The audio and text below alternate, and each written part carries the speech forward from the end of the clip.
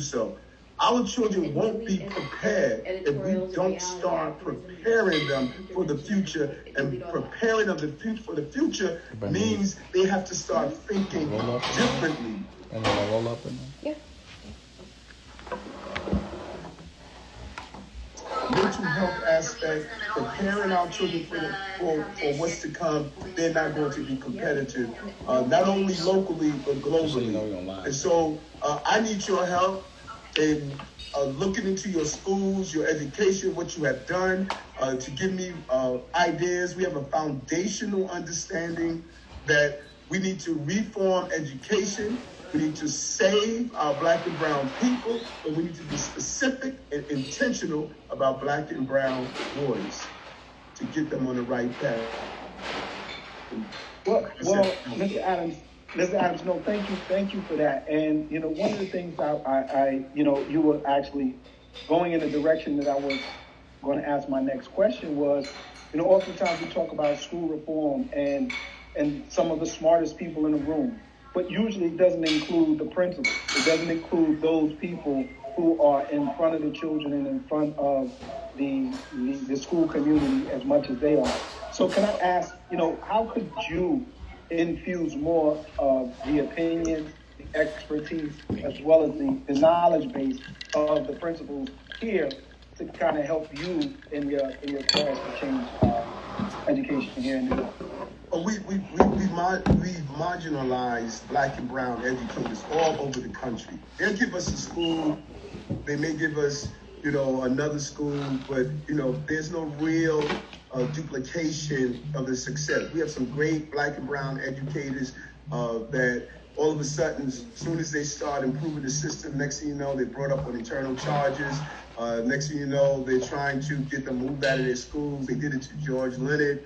They didn't want to give support to David Banks and Eagle Academy. I was able to get him $3 million to push through his agenda. A lot of my educators and principals in Brooklyn are partnered. $200 million into our public school system. I take my energy from my principals. We need a consortium of Black and brown educators nationally to use this moment of Black Lives Matter to say that you are going to push forward the agenda nationally. I think that you should demand a meeting, a solid group of Black and brown educators, principals, to sit down with the President of the United States and Biden. He just came in, and you need to come forward with a clear agenda of what you expect in our schools. We have all these experts that is absence of you, and it's you need to be forceful. That's what 100 Blacks in Law Enforcement Who Care was about. We were Black and brown law enforcement officers and say, listen, you can't have a conversation about law enforcement and you don't hear our voice. That's what we need in education. We need Black and brown educators, particularly executive principals, to step up and demand you don't do anything in education without coming to us and asking, what is your thought? And that's missing. It's missing here in New York, and it's missing across the country. You're too good at what you do to be relegated to a position that you got to wait for the buffoonery that's being handed down for people who don't see the real impact on these children. Thank you, Mr. Adams. Dr. Asia Johnson, also she's a principal here in the Bronx. She's the one who introduced me to your folks. And so, Asia, I know you had a question for Mr. Adams. Yeah, I just had a question.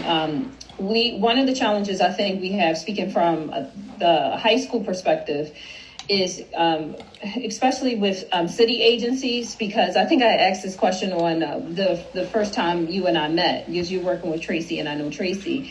And one of the challenges we have is with the city agencies, although they're all city agencies, they don't correspond with DOE. They all act as individual agencies.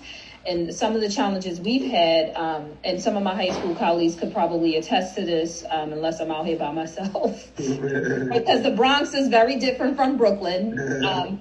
But, you know, challenges with like kids, with summer youth, right? We want our kids to have jobs, but we also want them to be able to recover those credits. And what ends up happening is that they have to choose of either I'm going to go to summer school and get the credits that I need in order to be on track for graduation, or I'm going to get this money that I need to keep me off of the streets. And most of the kids will choose to work, which means they're not going to go to school, which means they're not going to graduate on time.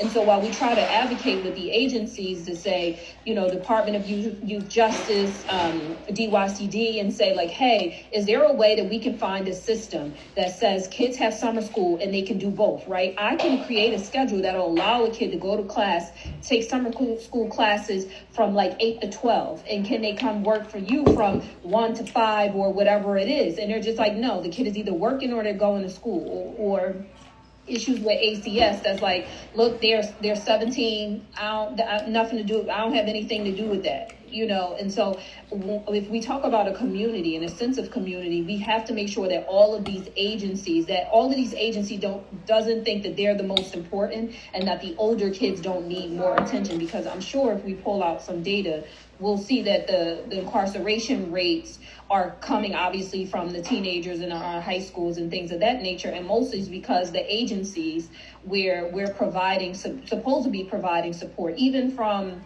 down to the PAL where I am, I speak to the director like, hey, I want to run an after school program for my kids here because I don't have a gym in my building.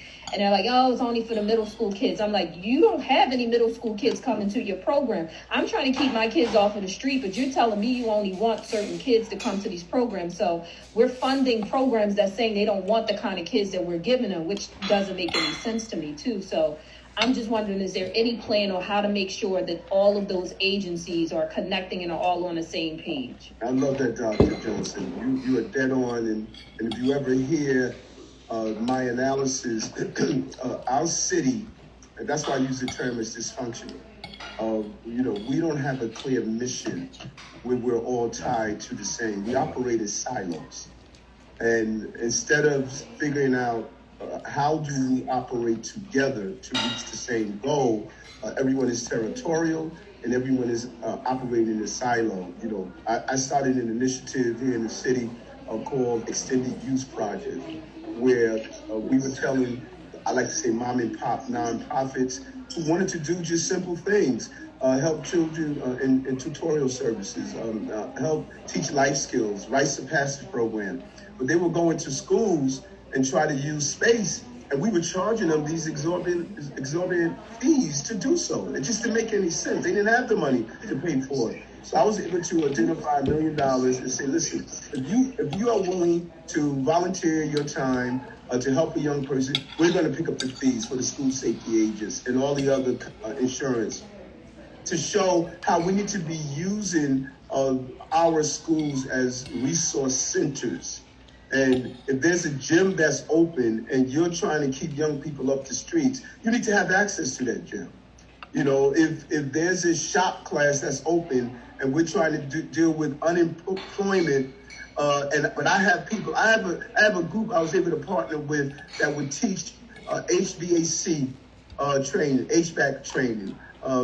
These were jobs that were paying $75,000 to $80,000 a year. They needed a space to do it. Why are we navigating a space when we have so many schools that we can do this using, the auditoriums and other spaces to do the training? So is how do I come to you as an educator? And instead of saying to you, here's what you need, coming to you and asking, what do you need? That's where we have to go. And then utilize the full assets of our city to give you what you need to save these children. And that's the focus that we need. Let me tell you something. If white children were failing at 65%, the way black and brown children are, you'll see riots in the street.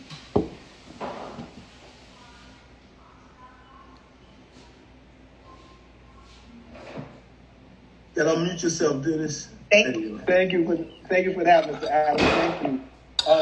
Dr. Riley, who had the hand up? I'm sorry. Yeah, so the next speaker to the floor is Malik, Dr. Malik Smalls. Hey, good afternoon, Brother Adams. Pleasure to see you, as always. Also. Yeah, and just so everyone knows, my school is one of the schools to get a significant grant to build out a hydroponics lab, and so I'm looking forward to seeing that project when it gets completed. I'm very happy about that. The question I have for you: there's all kind of conversations around culturally responsive education, right? And there are conversations and there are lip service, right? But there's nothing that mandates it happens. There are no standards that govern it. So as far as I'm concerned, it's just lip service. So as mayor, what will you do to ensure that there's some sort of mandate and standards that govern culturally responsive education in every school? And I don't know the answer to that. I need for you to tell me how to implement something the right way. Because I've never been in the classroom, and I don't have that arrogancy of, I like to say the Dr. Jordan arrogancy. Just because you're a forward on the Bulls don't mean you could be on the Black Sox and also play outfield. I know what I know, and I know what I don't know, and I go to people who know. And so if this body here can say, Eric, this is how we can implement a real plan that we have the cultural competency that we're looking for, I'm welcome to that. And I've sat down with several different Black educated groups that's also looking to assist in that. I would like to connect you with them so we can come out with one solid document that we can institute. I'm on board. I know what needs to be done. I don't want it to be verbal. I want it to be actual. And I need it needs to be implemented in a real way so it won't be just cosmetic. I'm open to learning. Those who control the images, those who control the history, control the minds of our children. And if our children are not enriched and rooted in their own history, they go out into the world trying to exist in someone else's reality rather than being rooted in their own. So it's something I'm passionate about, and I'm looking forward to seeing it being actual in schools and being more than just a conversation. So thank you, and I look forward to working with you when you become mayor. Yeah. And Dr. Small, there was something that you said is so important, that a part of the journey is we have to really start digging into how what many of these great neurologists are showing how our brains operate. If we're going to really change what we're doing, we have the neuroplasticity of our brains allow us to rewire our brain. Physically, we can rewire our brains. And we can change those synaptic connections that we have received throughout the years that makes our young people and our babies feel inferior. And in order to do that, the books must change. The conversation must change. The images in the schools must change. We're talking about rewiring the brains of people, not only the students, which is interesting, but we have to actually rewire the synaptic connections of teachers. And you know what? Even parents. I can't tell you how many times I've heard parents say, listen, I just want, Kim to graduate. I said, no, we have to, it's not about just surviving, it's about thriving. And we have to rethink what our possibilities are. And if we're not reinforcing that, when we have our children at the most, and we're shaping their opinions and belief, then we're never going to get there. It can't be surface, it can't be cosmetic. And that's why I'm really pleased with this group of neurologists. They've blown my mind and opened me up to the potential and possibilities in education if we do it right and not just in a cosmetic way. Actually, I'm going to DM you because...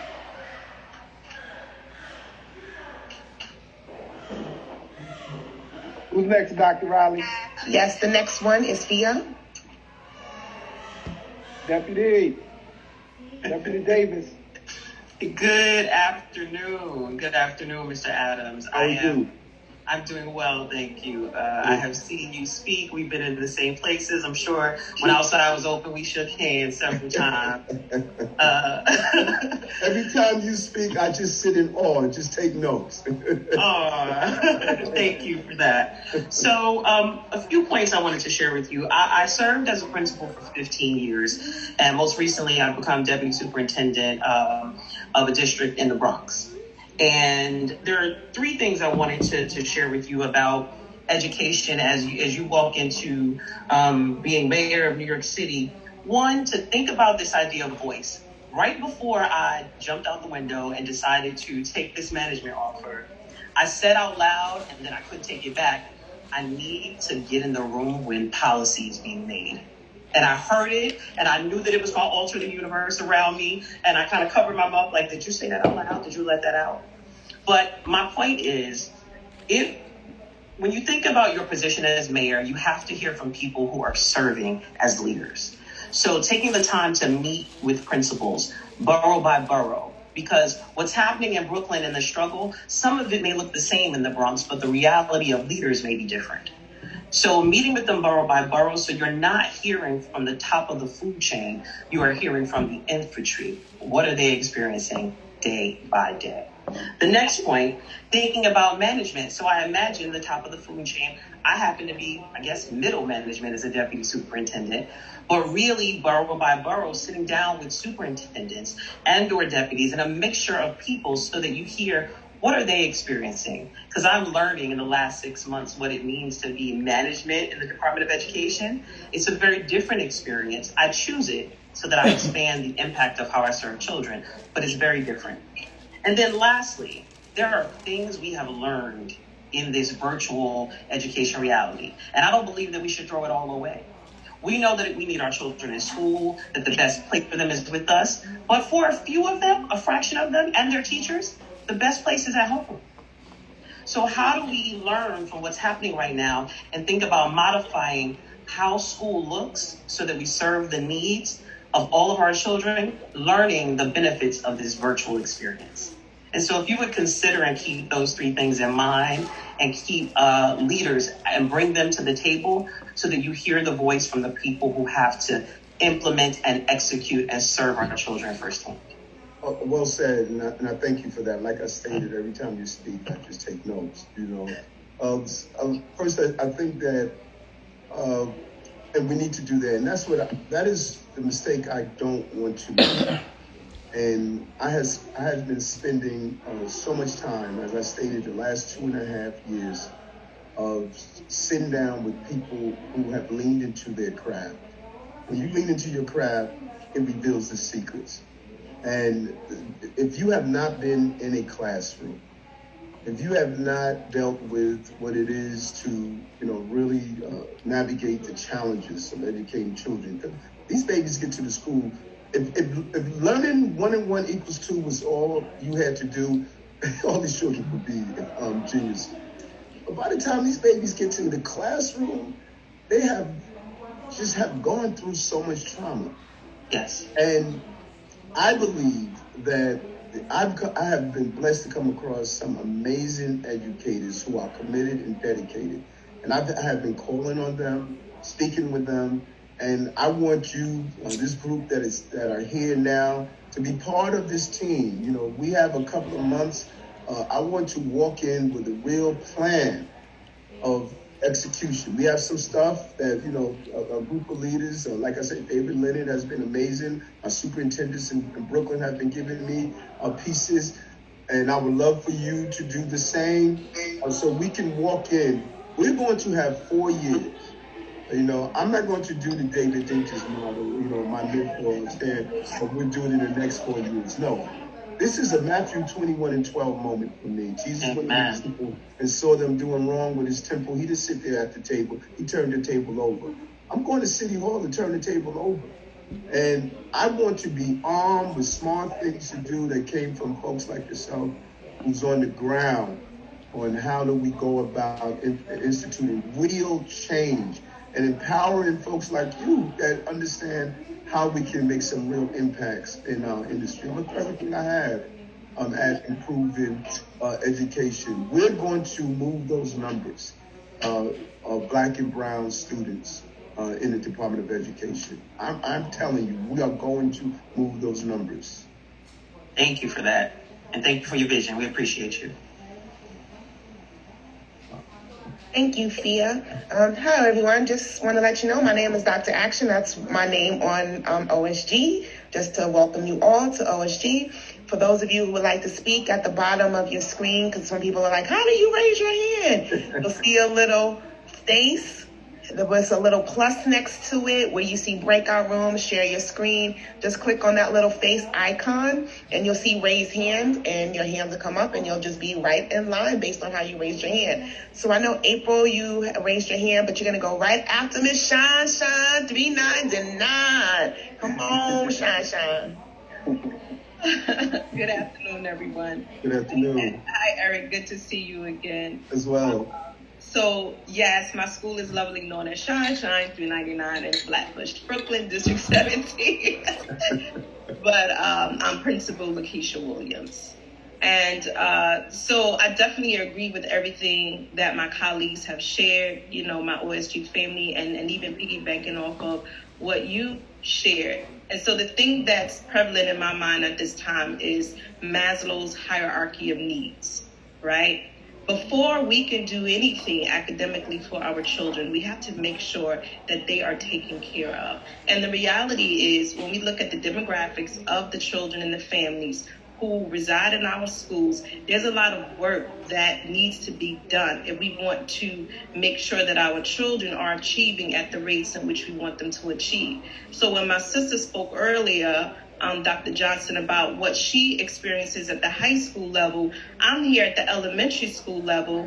This is year 3 for me being a principal, not even a complete 3 years yet. But I'm telling you, I have made my school a community school without it being an official community school. And that's a shame on the system, that we're not ensuring that every school in this city has what the school needs, right? We know that our children need full-time guidance counselors. We know that we need special education teachers. I'm still begging, and I'm calling it begging, right? I'm still begging and fighting to make sure that my children have a full comprehensive after-school program. There are things that should be a given for all children. And it is our job, right, which is why I'm so happy to be a part of OSG. This is our mission, to make sure that it becomes the norm for all children. When we're talking about a population in many of our schools where we're addressing not only the academic needs of our children, but also the social-emotional needs, right, of the children, of the families, of the staff, as you shared earlier. You know, many of our schools, we work with a lot of families that reside in STH shelters. So we know that there's so many wraparound services that need to be in place in our schools to make sure that we can address the variety of needs that our children face. So oftentimes, you know, I get called on the carpet like, hey, you got to make sure you keep the main thing. The kids got to pass the test. And I'm like, you're absolutely right. The kids have to pass the test. But the kids got to first know that they are loved. Right? So Dr. Malik spoke earlier about culturally responsive education. I'm also the principal that went viral with the Brown Girl video that I did with my children. And I had people literally threatening my life because how dare I affirm our Black and brown girls. So there's so many different layers of work and support that we need in every single school. And my hope is that there should be no other principal that comes behind me that has to literally come in and do this work at the ground level in which I had to do it. Because then we're doing a disservice to our children, to our families, and everybody across the city. Well said, and I thank you. I thank you for that. And I forgot who said it. That there are many successful things that are happening already, and we don't have to reinvent the wheel, or we don't have to destroy which is already successful. There's so many. I look over at the Boys and Girls High School some of the things that are taking place there, with Allison and some of the team members there, what they are doing, everything, like you were talking about, Maslow's hierarchy of needs. How do I sit in school if I feel my clothing are not clean, or if my stomach is growling, or I can't have the basic products. I don't have deodorant at home, So the schools must be more than a place where someone is passing the test. And when Allison had a washing machine, she took this food pantry that was amazing for these children, where they were able to shop with dignity. Mm-hmm. But then she tried to put in a washing machine so the children could wash their clothing. And the Department of Education what's wrong put with her through all of this madness. Well, it's too difficult to run a high school. I am not trying to hear that. Rocky, want me to take it What up? do I give my principals, who I believe you're the quarterbacks of our community? Every agency in our community should be listening to the calls that you are calling from the huddle.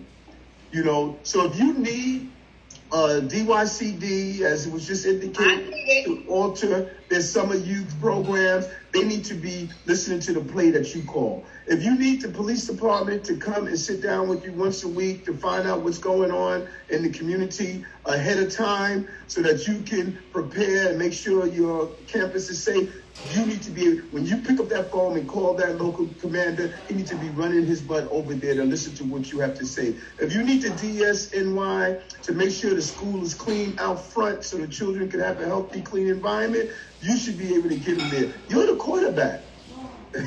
You're the play caller for the entire community. And then I need the connectivity between my elementary, my middle school, and my high school, so that you all know each other. I need your faces up. All of my churches should have principal days. So when you come in with your team, so they can see who you are and say, these are the people who are nurturing our children. We need to change what we've done to educators in this city. I don't know anywhere else on the globe that put down educators the way we do in this city and in this country. The game is going to change. I'm going to give you the power to save our children. If you don't educate, you'll incarcerate. Thank you for that. So, Mr. Adams, I know I had spoke with your assistant earlier, and she had mentioned that you might have a hard leave at 5 o'clock or something around that. So if that's still the case, we'll try to speed it up a little bit. But, again, this is an amazing conversation, and I know no one here wants it to end. So do you still have a few more minutes? Yeah, I don't know what the time it is. They control my life. I wake up in the morning, just look at the schedule. It's 4:48. Yeah, I got 5 more minutes before I hop on. I think they have me doing a live television interview. Okay. All right. So go ahead, Dr. Action, real quick. Who's next? April's next. Hey, Eric, how are you? Well, how are you doing? Good. I'm better now. It's always better. It's always good to see you. Thank you.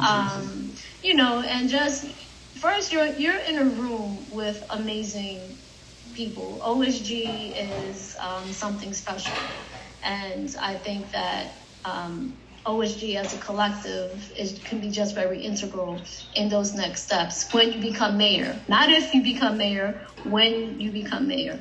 Just to piggyback on everything that was said, there have been plans presented to the DOE, specifically around how to make agencies more accountable for working in collaboration with us and not in silos.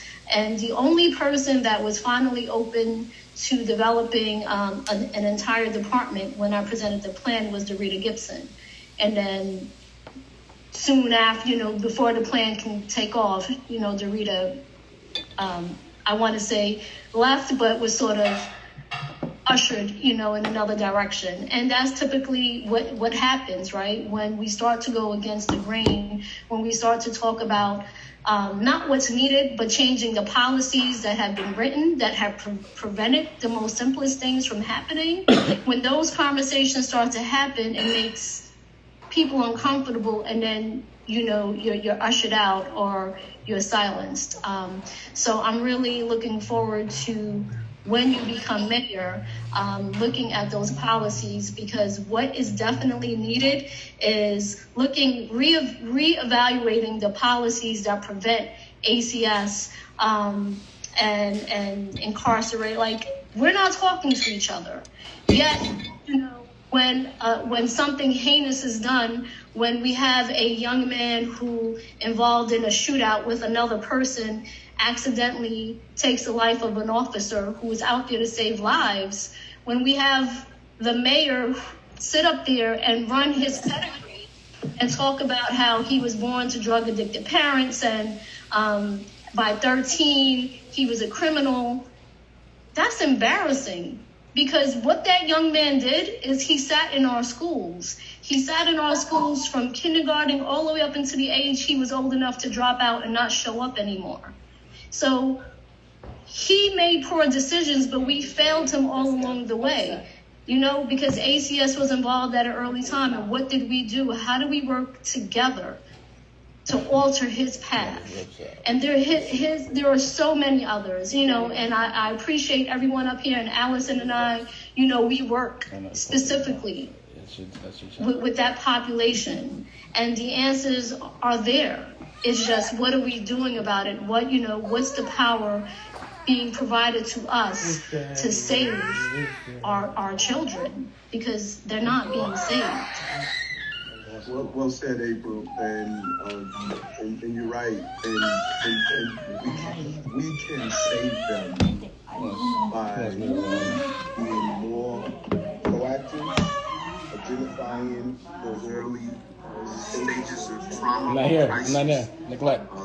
Talking to these young people, something as simple as dyslexia screening throughout our entire school system. It only costs $2,000 per school. But we know at the beginning of the school year that 30% of young people who are dyslexic are going to end up on Rikers. I mean, we know this. I continue to say, and I really hope it resonates with you, there's no desire to save these children. These children are considered dispensable, and there's no real desire to do so. I think many of you who are on the call, first of all, it's extremely impressive that you have 62 educators on the call today. It's just saying how much you are engaged. I thought I saw my brother Dr. Blake is on. He has been an unbelievable advisor around education for me, and so many of you. I've learned so much from Black and brown educators through this last few years that I'm ready to take this on, and I know we're going to make a change. Looking forward to it. Thank you. Thank you for being you. And for those of you who are not familiar with Eric, he didn't even get to tell you his story, his whole story. But I'll tell you, it's been a pleasure and an honor to support Eric throughout the years in many facets of what he's done. So we have the right guy right here. So thank you. Well, Mr. Adams, again, I know you're about to leave, but I just want to just take the next 60 seconds. Good friend of mine, brother Dame Dash, wanted to say hello to you. I know he's been in touch with your people as well. Dame, come on and say what's up to Eric before he has to bounce up out of here. We'll continue afterwards. Dame. I'm right here. I love everything you're saying. And I love how it's looking. It's this is great. And I just want to let you know that if they co-sign, you got my 100% co-sign, and anything that I can do to help, please utilize. I like to use my leverage for the right reasons, and these are the right reasons. And just make sure when you get there, I can just tell you the most influential thing for me was, because I'm a guy that wasn't such a believer in the education system, was to see all of these black principals and know they even existed.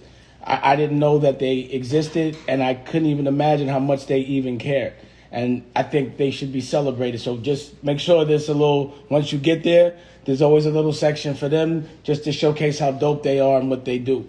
But I do appreciate you. And again, use my network.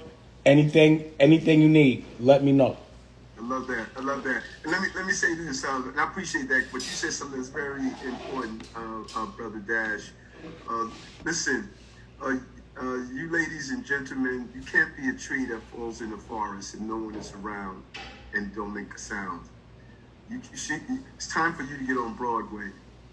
You know, you need to really not allow anything in this country to happen on education without you doing op-eds, doing press conferences, or doing upfront. They need to know that all these doctors on here, I feel like I'm on General Hospital, man. I got so much credentials.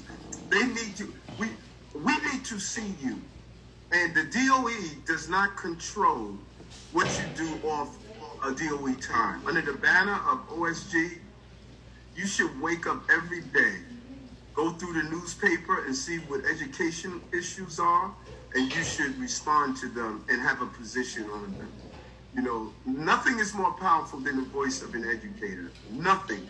People, if you go to a party somewhere, as soon as someone hears that you are a teacher, a principal, a superintendent, everyone in the room stops and listens. You have so much influence and power. And let me conclude with this. I'm on a journey, you know. I remember being arrested in 103rd Precinct, and Mom coming to that precinct, holding her Bible and leaning on her cane, and all those cops laughing at her, looking at her clothing and making fun of her. And I said, you know, I sold Mommy into emotional slavery. And I said, I'm going to buy her freedom back. I'm going to do what's needed to be done to buy her out of the slavery I put her in. And I went on a 4-payment installment plan. The first payment when I became a captain in that same police department. The second payment when I became a state senator. She saw me break the law, enforce the law. Then I went to Albany to write the law. Third payment came when I became the first black president. I'm going to be paid in full in 2021 this year when I become the mayor. You know, it's about why I'm doing this. I'm doing this for every mother that watched her baby go through a system that broke them. Every mother that saw black mothers die 12 times the rate as white women in maternal morbidity. Every mother that no one wanted to listen to, although they were able to clean the houses of people, they could not live on that same block. This is a real fight. The mothers that, when I woke up today after they shot up my car and walked it out of my house, and saw all of these mothers that didn't know me touching my building and praying for me. You know, this is not something I'm doing because I need a job. I'm doing this because I know I can do the best job of doing this. This is our moment. Let's not waste this opportunity. I need you engaged. I need you to be part of this fight. And we need to be bold, unapologetic about it. I am not apologizing one damn day. I know that's right. That our children are going to be empowered. They said I couldn't do this. They said, don't worry about Eric Adams. He'll never be able to raise the money to run citywide. Not only did I raise the money, I'll raise everyone in the field. I'm the only candidate that has $8 million ready to gear up my army to fight. And Eric, before you run out, hey, Eric. This is Jabari's sister Simone. I know you know who I am. But before you run, I know you got 60 seconds. We have your counterpart mayor from Mount Vernon. And I would be remiss if before you ran out, if my BFF in my head, I know Mayor Sean is on one of these pages. Mayor Sean, if you could just close us out with Eric. I can't find you. Okay, I'm right here. There you go. And just I call this 60 seconds from one mayor to another. All right, so Borough President and future Mayor Adams, I just want you to know, I hope you understand that you didn't just stumble across this group, but they are powerful and dynamic. They're not only educators, but they're influencers, and they have direct access, so when you call on them, make sure it's not just for education, but they understand the mental, the emotional, and the social conditions. They understand the need for affordable housing. I mean, they are boots on the ground. They understand the school to prison pipeline and reentry needs, community empowerment, economic and social mobility. And so while they're educators, they cut across so many different facets of life as they are dealing with our families on an everyday and a daily basis. So please make sure you take advantage of everything that they have to offer, because this is a group that is much more powerful than you can imagine. I enjoyed your conversation. I just took myself on camera to do some things in the back, but I've been here for a while. We wish you much success, and we're here for it. Like you said, make me clap to this. Paid in full. Thank you. And let's do this again. I look forward to a follow-up conversation, and let's continue to move forward. This is our time. We got this. Thank you. Appreciate you all. Thank you so much. Thank you so much. We appreciate you. Be safe. Thank you. Hey, Dennis. Hey, team. Hey, OSG family. Absolutely. Well, you go nowhere. Man, sister, what's happening? Hey, Simone. I mean, I haven't been on the Zooms, but I have definitely been with the OSG family, whether it was with April, whether it was with Simone, whether I was doing something, Oh my goodness, this is my deputy police commissioner. Wait, sorry. I'm sorry. I'll call him back. But just doing things, with the members of OSG. So I apologize. It's been a while, but I definitely miss you guys. Happy New Year. Happy New Year. Miss you too. Likewise, man. Hey, Dame, I know we have is Royce there? Yeah, I think so. Royce, you there? But real quick, Dame, before where's Jacko? I know Jacko had a question that she wanted to raise, but I think what's really important is when we talk about accountability and why schools are doing what we're doing, I think everything that Eric Adams has talked about, we already been doing. We're already ahead of the game. We're already with the food pantries and the food banks and the laundry mats and everything else. So it kind of lets you know that 10 months ago, when we started OSG and we were having this conversation, that we were able to set forth an agenda of what we were going to do, and we are doing it. And as Dame always pointed out, like, people are watching, people are listening to what we're saying and what we're doing. And for Eric Adams to come in and say pretty much the same thing that's been going on with OSG, especially in the past 5 to 6 months, is extremely, extremely dope. So now that was powerful having him, and I think those of us who understand what he's up against by way of running for mayor, it kind of goes hand in hand with something that I wanted Dame to kind of talk about a little bit, because last week we brought on Andre Carson, congressman from Indiana, and there's something that transpired in the lights of what happened, in the shadows of what happened last week at the Capitol. And Dame, if you could just kind of talk real brief about that, so that we know how to also now cover Eric Adams in the same way. Yeah. Well, that thing happened at the Capitol, and while it was happening, Andre Carson was there. And, he was texting me and sending me videos like, this shit is real. And, a couple of days later, he sends me a list. And I guess, one of these white supremacists had put him on the top of a hit list of all these different congressmen that they were going to kill. And he was number one on it. So, he called to let us know. We immediately put the commission, got on the Zoom, and we just wanted to make sure he knew that whatever way that we could help protect him, we will. And we wanted to understand how he was being protected and making sure we understood how we could make sure he was okay. But at the end of the day, at least make sure he has a platform so people understand exactly what he's going through. But he did end up on CNN yesterday, and he definitely gave the commission a shout out. And, we're constantly understanding that when we're going to be helping, we become a target, but we're not victims. If you want to make us a target, then you become the target. And it's not just one person you have to deal with, it's all of us. And it's an intellectual army. And that's way more ill than the physical one that, these people have been trying to use for so many years that they've been trying to hide. That's now been showcased unapologetically, undeniably. So, this is a war. And again, we're not victims. And our brain will protect us. And if you have a problem with one of us, in my brain, you have a problem with all of us. So the same applies for Eric. That's a black man, and him visually being the person that's running New York and having a direct connection to us. That's what real power to help is, and it's just coming to y'all like magnets, and the people are starting to be one of us. Have, like you said, that's why it wasn't nothing I could say. I couldn't question him. He was saying exactly what we saying. So it's great. And then to have a mayor talking to another mayor, black, beautiful. So yeah, that's what happened. Then we live on IG, or we live on your IG, Dan? Yeah. All right. And you caught that moment on IG, right? Yeah. All right. I think I took a couple of screenshots too, Simone. Don't worry. You in the picture too. Don't worry. I'm in the picture.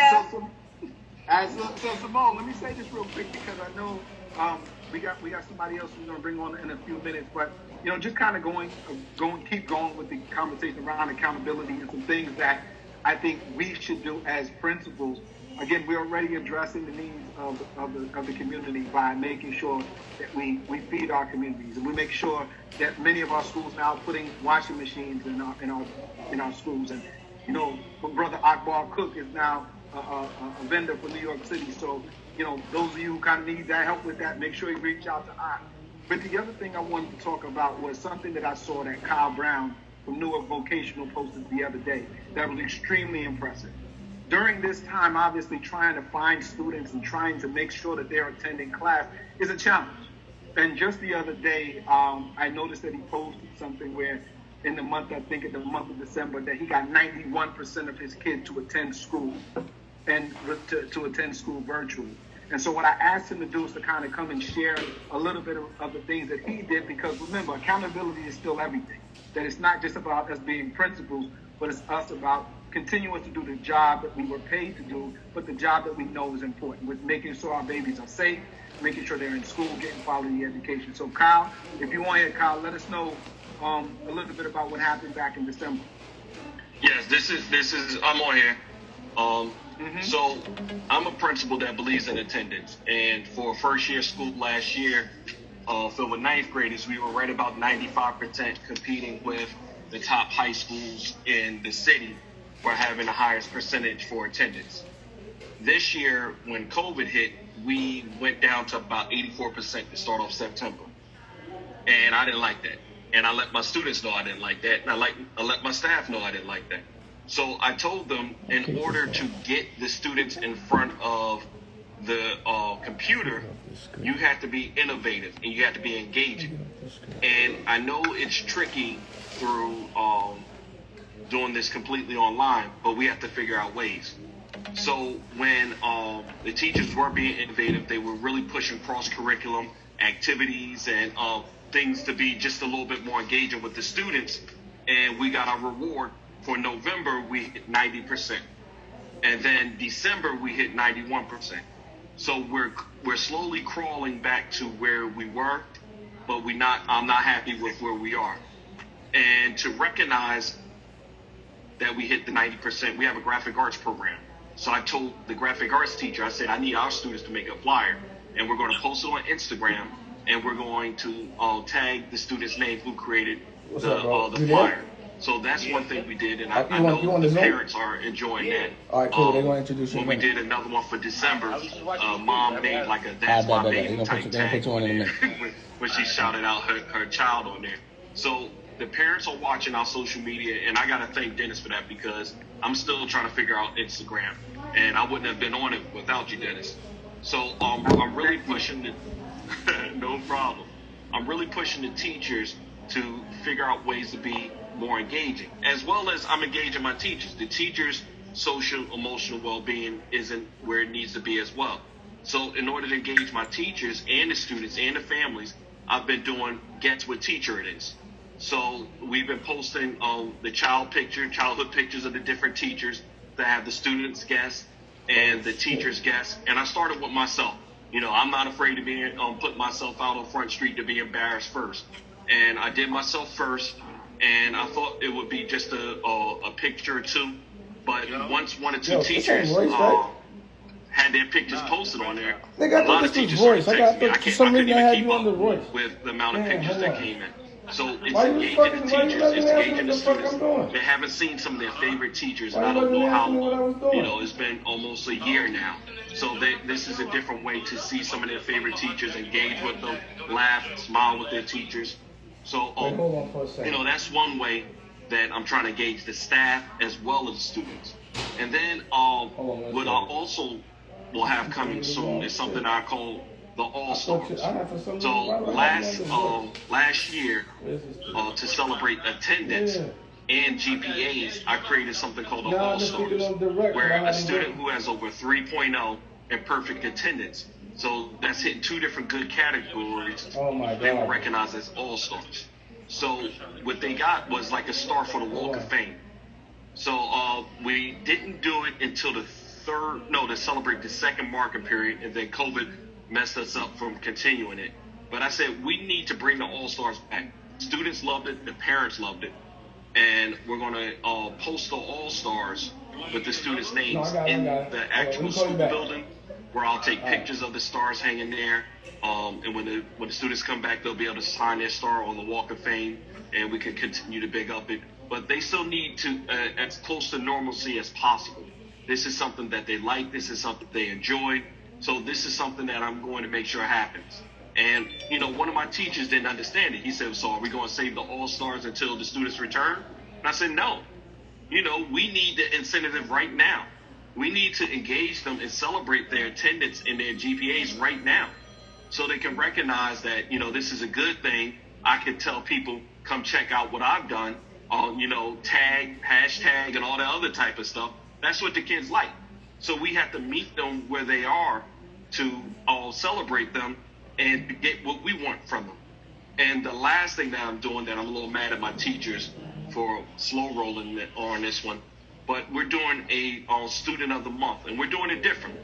Because we have social media, we really want to make our students into stars and let them, share the tags and share the links and all that type of stuff. So with the student of the month, we're having the students submit videos thanking a teacher that nominated them for student of the month, and just tell a little bit about themselves, no more than 15 seconds. And we did one right before break that was pretty successful, and the students really enjoyed it. And I'm waiting for another one. And I sent out a text today to my department chair that's looking over this project. I'm like, hey, what's going on? Where's my students of the month? So I can continue to engage the students the way we would in person, but we're also engaging them in a way that they like to be engaged. They like to be on social media and say that I got this many likes, and tell their parents or friends I got this many likes. So I'm really trying to engage them where they are, while trying to keep some type of normalcy going on, even though it's not normal. And we can't ignore that what we're going through is abnormal. And to treat it as if it's normal is abnormal, in my opinion. But at the same time, we have to get something that makes them feel like they're still in a good place at our school. No doubt, Kyle. Thank you so much for sharing that. Like I said, to get 90 to 91% of your kids in the building, to get them on Zoom or to get them on any virtual platform for a month in terms of attendance was extremely impressive. So I hope everybody got an opportunity to kind of steal some of Kyle's ideas, because I think we all could learn from it. And so going back to the idea of accountability, those things don't stop just because of the pandemic. People are still expecting us to make sure that our children are in school, that we're taking proper attendance, that we're making sure that families are still engaged and that students are still getting the highest quality of instruction. So let's just continue to have this conversation. Simone, I know we had... I was trying to save my voice. I was trying to save my voice for tomorrow, because, tomorrow's our monthly installment of the Lion's Den. And speaking of Lion's Den guests, who was on December's Lion's Den? Or even if you didn't see it, who caught it on YouTube? because the urban maverick herself, who's here today, I don't know if her camera's on or not. However, she happened to stop by. Where you at, Dr. Maury? I am here with a low battery. Hi, everyone. Dr. Maury. How's everyone doing? Happy New Year. Likewise. How are you? Hey, Dennis. Fantastic. Hi, great to see you. I know. Great to see you. It was meant to be. How you doing? I'm good. So yeah, I got a chance to check you out on the Lions Den last. Well, thank goodness YouTube was able to put it back up, because we made the Prince estate very mad. Yes. Well, you know what? That's I knew that was going to happen, but I appreciate all the editing and all the hard work that went into it. Yeah, Dr. Maury and Lays and Simone really did act up last month, and YouTube. Simone called me or texted me pretty frantic, thinking that we were all going to get arrested as a result of the shenanigans. I thought we were going to the purple jail, honey. Yes, I thought we were going to the purple jail, but then Dennis kind of stopped me and said, because it was literally like 12 hours later, and everybody's not always up first thing on the weekend on a Saturday morning. I said, oh my goodness, we're going to purple jail.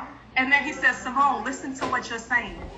Your video made it to the Prince estate. And I had to stop. I said, ooh. You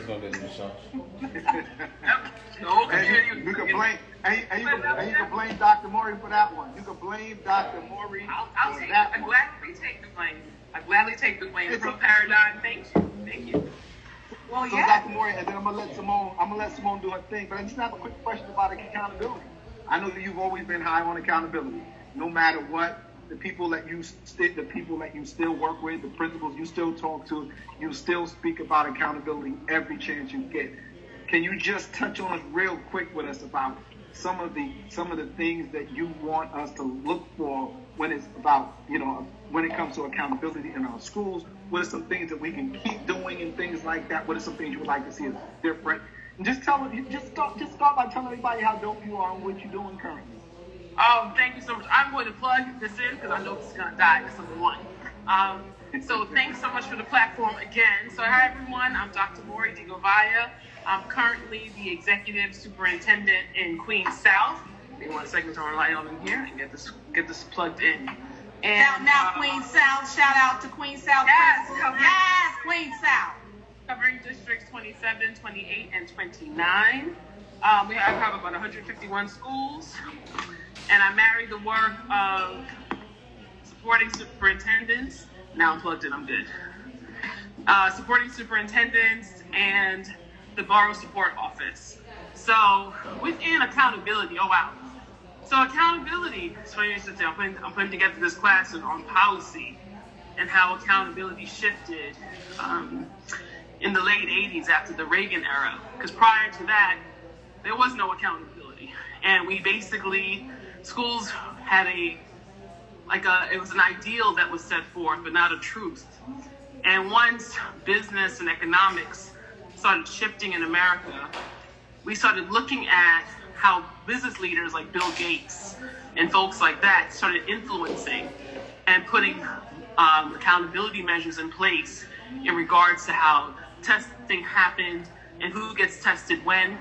And the unfortunate piece, of course, as we all know on this call, how that disproportionately affected Black and brown children in our communities has been overwhelming. Like, you can look at the 4th grade data and determine what the school to prison pipeline could possibly look like. And in the shifting of that accountability measures, what really needs to happen is how we engage community as a part of accountability. I really believe in parental empowerment, parental engagement, how we help parents become not only more wise around how they're raising their children, but what is the curriculum and how does the curriculum speak to making and ensuring that their children are on a path for college and career readiness. And leadership is the key to that. Schools that have strong parental engagement with the school leader, where the school leader basically says, here's my open door, help me with this policy, help me think this through. Not only in the school, but it impacts the immediate environment around the school. In a lot of our communities where there's a great deal of marginalization going on, I was a former superintendent in Ocean Hill, Brownsville. My parents in the community there were my greatest allies. And I really wish that people understood that more and really knew how to engage and enroll parents in policy. How do you enroll parents in what's happening within your school? Even financially, thinking about how the budget is used by the parents, because they get that, with the New York City schools, at least you get that 1% that goes towards professional learning and all those pieces. So thinking about how parents get involved, actually the change start helping change the accountability measures can actually influence how community happens. And then within leadership too, how leaders hold teachers accountable, right? So what is the quality of teaching and learning happening right now in this place where we're in a remote learning situation?